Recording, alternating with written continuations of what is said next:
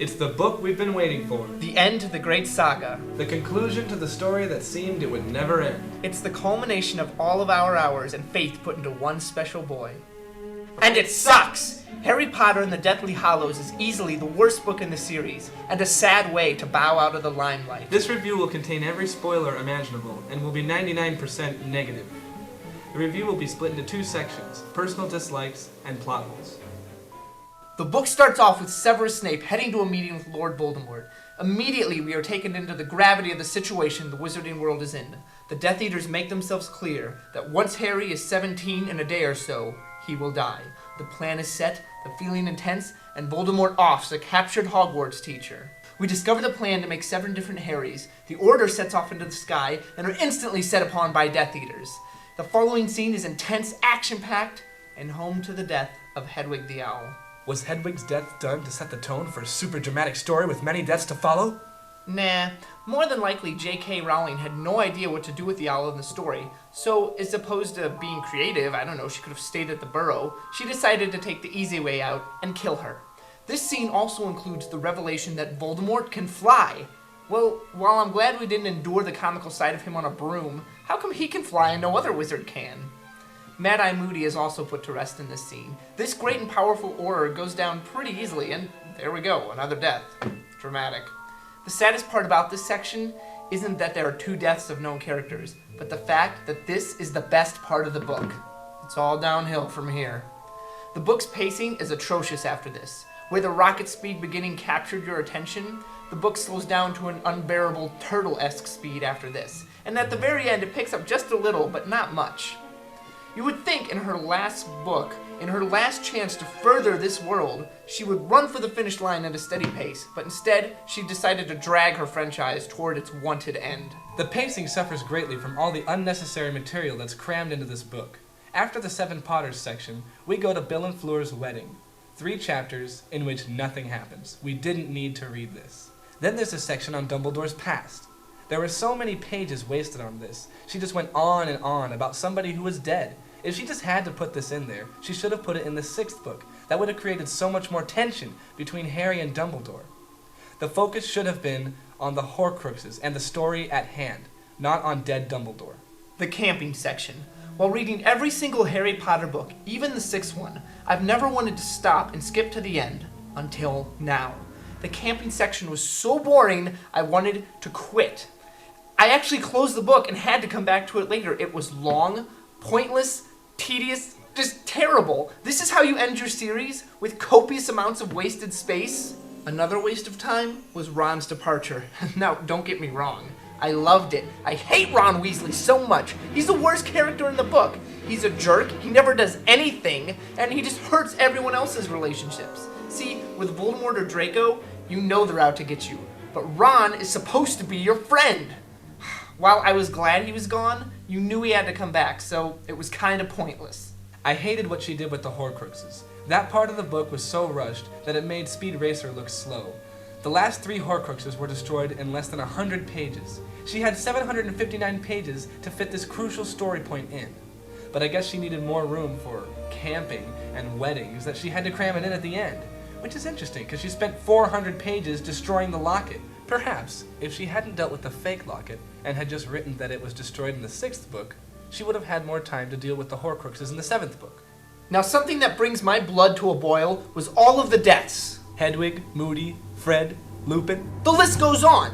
What happened to the J.K. Rowling that cried over killing Sirius Black? One character in the 5th book. Well, either she was faking it, or she cried a river when she wrote this one. She killed people just for dramatic effect and shock value. She killed Fred because she knew people would be upset. She killed Hedwig because she knew people would go, oh, the poor owl. And she killed Lupin because she knew people would go, oh, but they have a son. How tragic. It never explained how Fred died. An explosion occurred. That's it. And Lupin, who is one of my favorite characters, didn't even get an on-screen death. Harry just looks over and, oh shit, he's dead. Oh well. Dobby and Colin Creevey are other good examples. They died for the sake of drama. And the worst death of all was Ron's. Well, where was it? Why did that asshole get to live while other people died? 1 death or 2 can get you, but so many people were kicking the bucket that I really didn't care. So what happened to all the feuds in the Harry Potter world? Why weren't any of them settled? Why did Molly Weasley fight Bellatrix when the feud was between Bellatrix and Neville? Sorry, Neville, no revenge for you. Make room for Molly Weasley, who doesn't do anything in any other book until now, is a housewife who cried facing a boggart in book 5, is a shitty fighter, and has no interaction with Bellatrix until this point. And where was Harry versus Draco? Or was that fight with Crabbe, Goyle, and barely Draco supposed to be it? How about Harry versus Snape, the feud that's been brewing since the first book? Sorry, Snape wasn't allowed to be in this book. It would have made the book too enjoyable. And where was my Lupin versus Greyback werewolf fight? How cool would that have been? I wanted to see Aurors fighting Death Eaters, not dark servants getting squashed by students. Next topic. It really bothered me that when Ron came back, Harry forgave him instantly. I mean, he abandoned them, basically left them for dead, and he's supposed to be their best friend. What a D-bag. And Harry loses all credibility by telling him, it's okay. It's okay? This isn't the first time Ron has done this. At least once in every single book, Ron turns his back on Harry and Hermione. And Harry just forgives him instantly, like that! No penalty, no consequence. Harry, grow some balls and tell your friend he sucks. Another Weasley pulls this off too. When Percy shows up at the end, his family welcomes him without hesitation.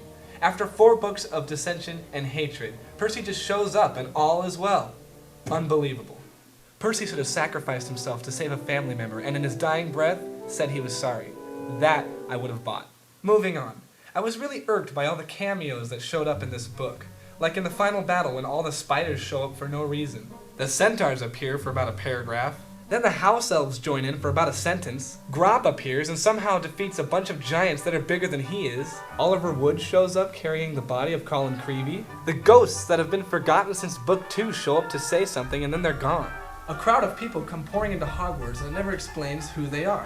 Buckbeak flies in to scratch a giant. And all of this happens during the final battle at Hogwarts. And why does the final battle happen at Hogwarts? Why does Harry versus Voldemort happen in the Great Hall? That doesn't seem like a very epic dueling ground. And as far as the characters go, just because it's the last book doesn't mean you need to throw all your characters in for random appearances. The action in this book was very weak. A big part of this was due to the kids' ability to apparate. Whenever they got into trouble, they would just apparate away.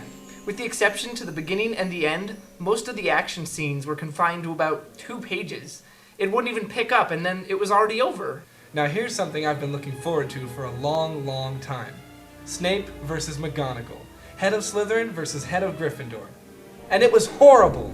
It was barely even a page long, and all they did was reflect a single spell back and forth, then Snape jumped out a window. Come on! This could have been so cool! But no, we get Fire! Serpents! Daggers! Armor! Kittens! God! And then he jumps out a window, and I quote, he leaves a Snape-shaped hole in the window.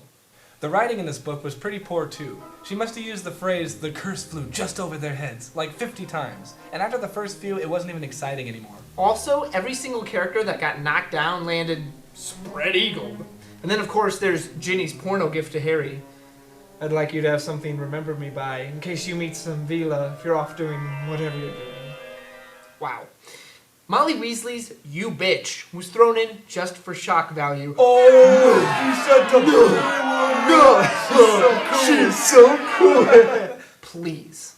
And Voldemort's dying sentence? Terrible! When Cedric Diggory died, he got a very simple, very powerful sentence.